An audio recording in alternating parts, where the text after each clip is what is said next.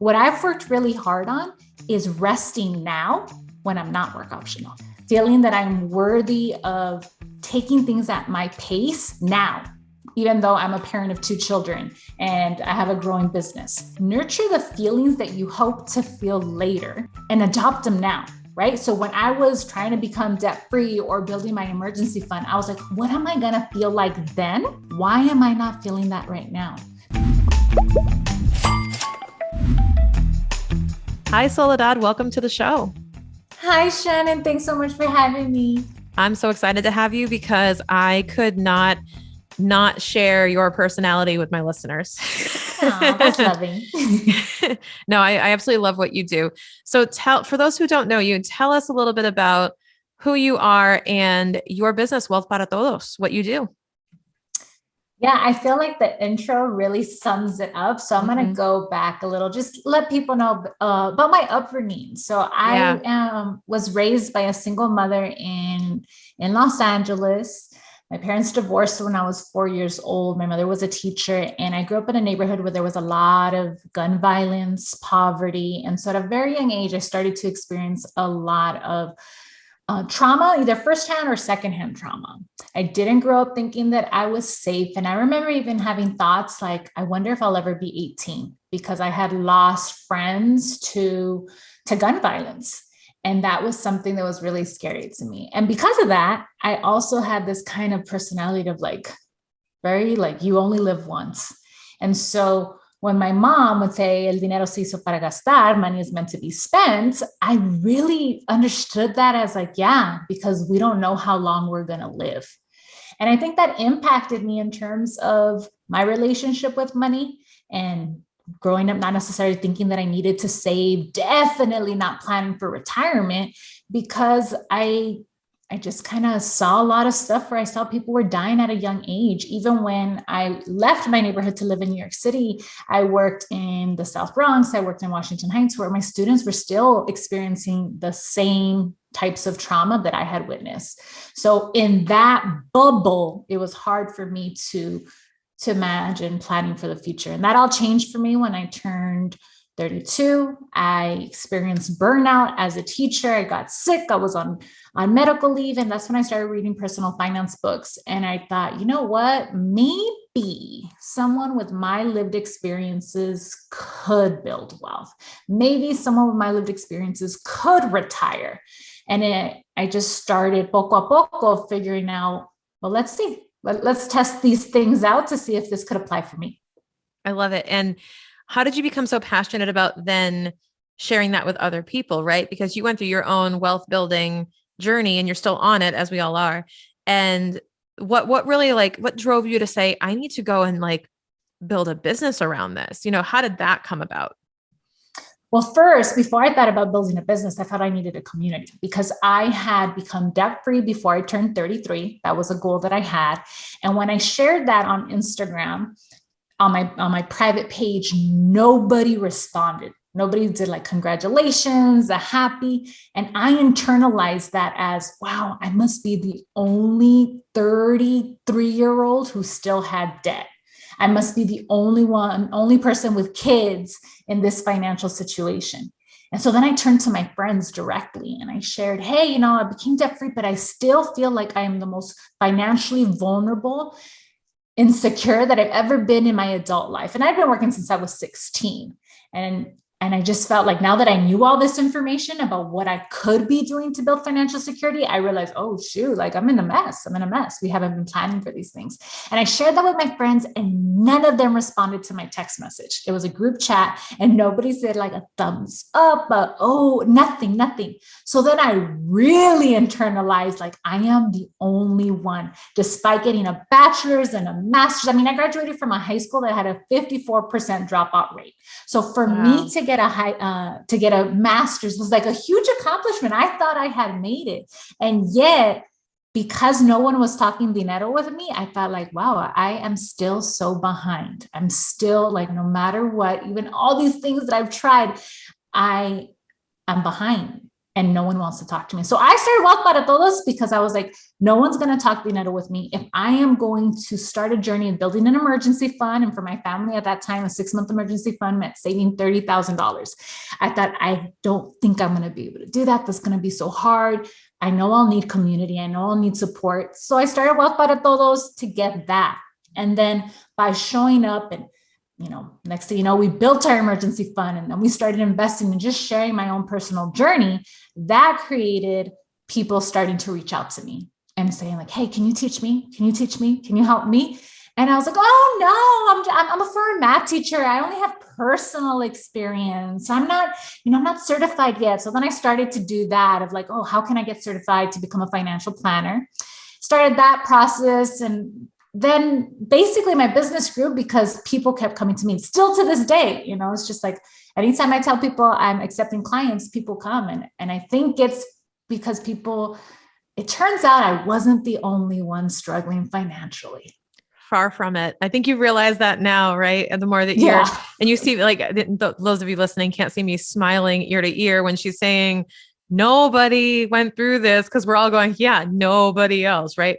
Everybody struggles with this, but nobody's talking about it. And that's the thing. And I have to ask, do you have any idea why nobody responded to the text, or nobody? That seems so odd. Like, I mean, at least even for people I don't like, I'll send an emoji. I mean, a GIF, something just to acknowledge, like, be civil. What happened is, and when I started Wealth Para Todos, none of my family, none of my friends even followed me. It took a year for my actual loved ones to actually follow my account. And once they followed my account, once they subscribed to my newsletter, once they started, attending my workshops, what I learned was that they felt that they were even in worse mess. They were struggling with credit card debt. They were struggling with even more student loan debt. They didn't have an emergency fund. And they just felt like, dude, like they kind of just thought I had it good. Like where I thought I was the only one in my circle struggling, it turned out I still was actually more financially secure than my loved ones. Wow. And there was shame. And they didn't have anything to say because they didn't know what to say. And it was scary for them, right? Because it's like, if I start having this conversation, that opens the door to us to actually facing our reality. And sometimes we're just not in the capacity to do that work. Wow. And it speaks volumes for how you interpreted it. Like nobody wins in that situation. Mm-hmm. That's insane. Wow. I'm so glad you shared that. What are some of the, I guess we hear these stories a lot, or at least I do, because I'm immersed in them a lot, but we have these stories of triumph, of overcoming debt, of, people on their own wealth building journey. And it's still difficult for people to relate or to say that could be me. Like it's still really difficult. What do you think were the different light switches that went off for you in terms of how you really transformed your mindset from, that, well, that's not meant for me, or I'm not going to be able to accomplish that, over to really where you are now? Because you're a client of mine. So for everyone listening, Soledad's a client, and it's a very different conversation we're having in CFO meetings as opposed to something like that. So talk a little bit about those light switches that kind of went off in terms of mindset. I think one of the biggest things was, first, I thought, could I pay off? At that time, I had like $23,000 of student loan debt left, around that. And I was on disability and collecting disability checks. And so we had started to live on just my husband's income. And by focusing on just living on one income, that allowed us to have a lot of extra cash flow. And so we paid off our student loan debt. But I did it in a way, again, I had the goal to become debt free before 33. And so I was like, this is short term. I could do this in a few months. I'll just cut out everything extra and I'll just become debt free. And so I did it. But then that's why I struggled with the idea of being able to build an emergency fund, because I knew that was going to take me about at least 18 months. And I was like, I don't know if I could go that long without getting a manicure and a pedicure and doing my hair and all these other things. And I was like, well, let's just see. let's just try it. And the fact of having community was key for me, that there was other people who were talking to me. So one thing that helped me a lot was that I was just being very transparent about my journey, and other people saying, yeah, you know what, it's hard, but you're going to do it. Just keep at it. Getting that encouragement was key for me, was key for my journey. And then when I got to the point of, we built the emergency fund, now we're investing to retire early, and we're on a track to become work optional in our late 40s. It's like, that's a goal. I could create the numbers, I could see it. And I think what has helped me stay engaged is just like, this can be a game. Like, let's just see. And at the end of the day, for me, it's like, if I don't retire or become work optional at 47, I still am actually now going to have enough money to retire at 65. And 3 years ago, I couldn't say that. 3 years ago, I had no plan to retire at all. And so now, knowing that I have enough money invested that if I don't invest one more dollar, I'll still be okay to retire at 65. It's just like, okay, that's good. So understanding, like, creating these challenges for myself and not making them part of, not attaching like my identity to them. Like, I'm good. And everything else can just be extra. So a huge mind shift was just like, I'm going to love myself at every stage of my financial journey. Love that. Because I don't think I showed myself that type of grace and compassion when I started my debt freedom journey. And that's just has changed everything of how I do this and how I coach my clients too. Cause I'm like, it is possible to grow from a place of love instead of a place of like just shame. Yeah. Cause I think the shame is inherent. I think everyone comes to the table already carrying shame. So the last thing you want to do is add to that weight. And it's really difficult too, because it comes with a lot of shame for most people. And overcoming the shame is even harder than overcoming the debt, in my opinion. Sometimes it's really, that's the first step. So where I was going with this too is, you seem to be really clear on your goals, which I like, that you can articulate your goals. If I say, what's your focus area right now? You can tell me very quickly. I can tell you, max out my solo 401k, invest $32,500 in 2022. Bingo. What I'm not seeing people doing is exactly that. So what people are doing is saying, I want to, insert how they want to feel in a year here, right? Like, I want to be, financially successful. I want to be, for example, you actually just nailed it. I want to be work optional. Well, what does that mean for you? Because I know when Soledad says work optional, there is a number. $2 million. Right. There is a number that is tied to that means work optional. It's not a feeling. It's a bank account balance. So what I love is that you're super specific about those goals. How do you come up with those goals, or how do you set them and put them in ink so firmly? Because I can hear in your voice how you're like, this is my goal. And I have full confidence in that. Where does that come from? Well, I think one of them is just the feelings that I want to have later, right? Like what's nice about being work optional is having more freedom, the flexibility to rest.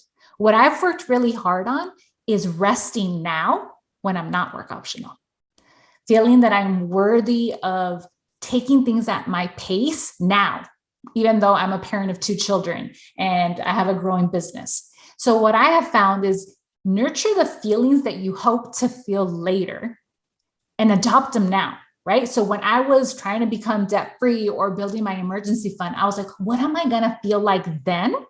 Why am I not feeling that right now? That's just the circumstance. The circumstances can always change. They will always change. And so by accepting that and just really adopting the feelings that I like, focusing on like maintaining my faith, my hope, staying optimistic and nurturing and allowing myself to think like, why not? Why wouldn't I? Instead of actually thinking like, I could never do this. I was like, well, why, changing my thoughts around that.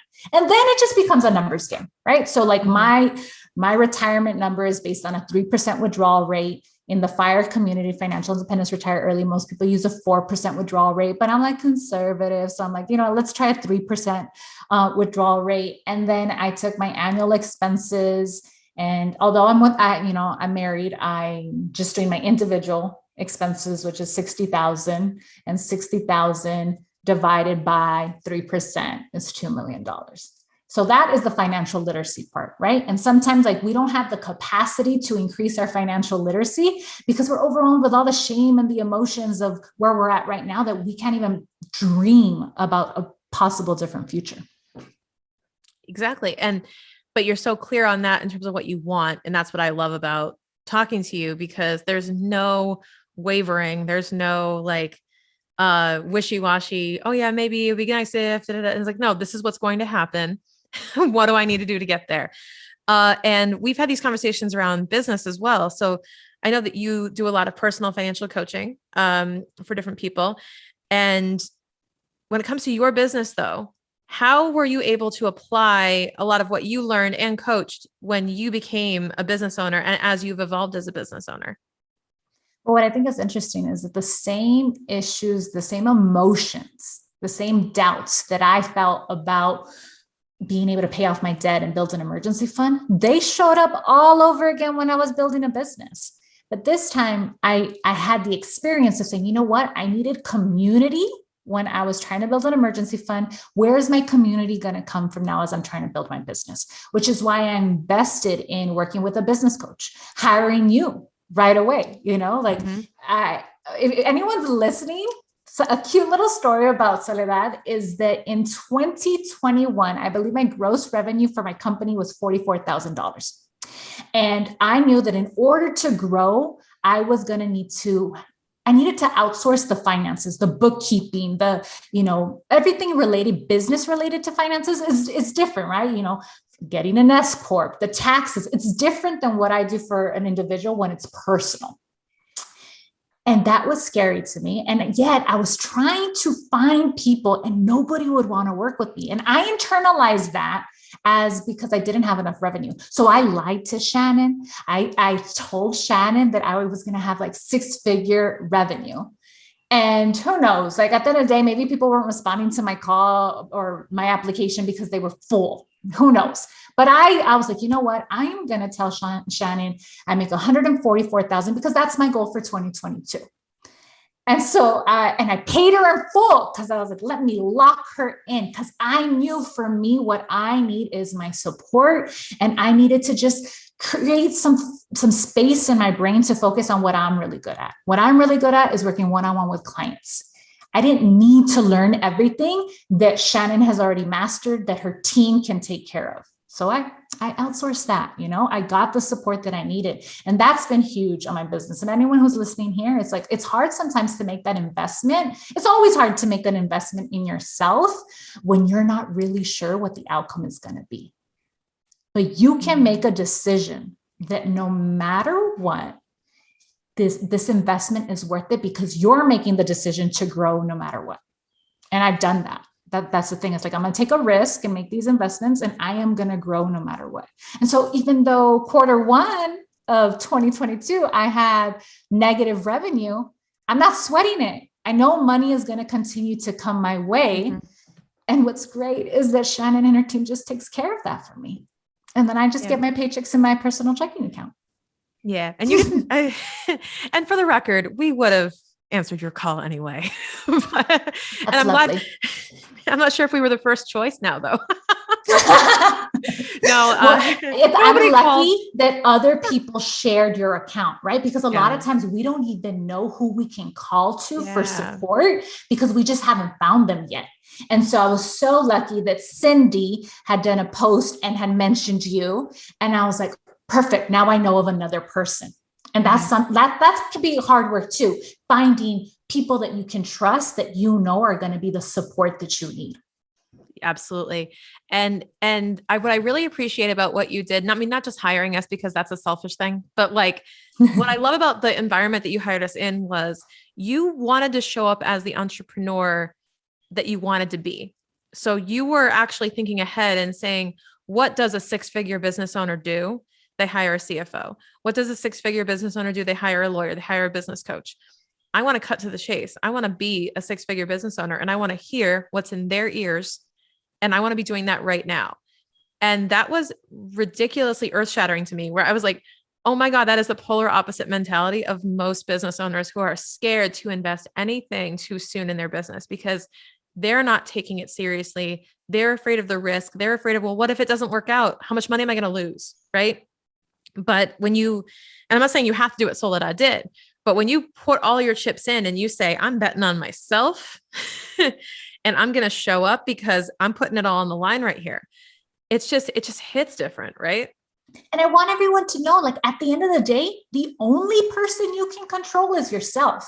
So if you decide, I bet on myself because I can control my reactions and my feelings and my thoughts about any circumstances that come my way. When you make that decision, then you're just like, okay, let's just try things. And you're willing to explore and get the support that you need. Ultimately, it's all about, like, we're all scared.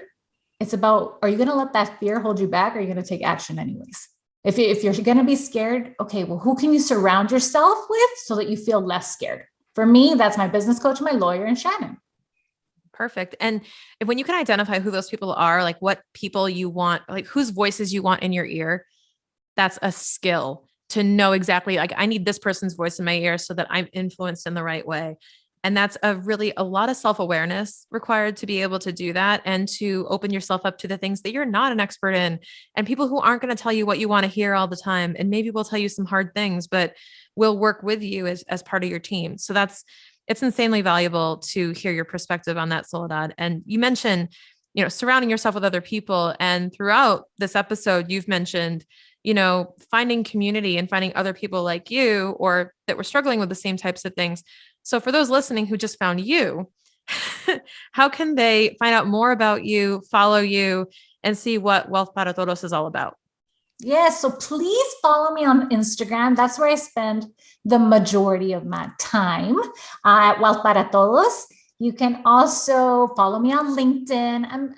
I play around there. That's my happy hour spot, I guess. And subscribe to my newsletter. And when you do subscribe to my weekly newsletter that comes out every Saturday, you will get access to a free workshop that's called How to Use a Roth IRA to Retire Early. I want everyone listening to know that I truly believe that we can work because we want to and not because we have to. And when Black, Indigenous people of color, women, and LGBTQ folk make the decision to invest in themselves from a place of love instead of a place of shame and fear, like, magical things can happen. So I hope that you will not be a stranger. Stay connected with me, and let's just build wealth juntos, people. Build wealth juntos. Well, thank you for joining us here, Soledad, for the episode. I really appreciate you, what you've done in terms of your financial wins. I'm so proud of you, and for your attitude throughout managing your business. It's just something to admire. And there are folks who make 10x what you do, but have 1/10 of the mindset. So I wanted to say thank you for what you're bringing to the table and for all the wisdom you shared on today's episode. Thank you, Shannon. And I hope you'll have me back in a year and we can show, like, new numbers and new goals. Let this just be we're going to have to do follow-up episodes.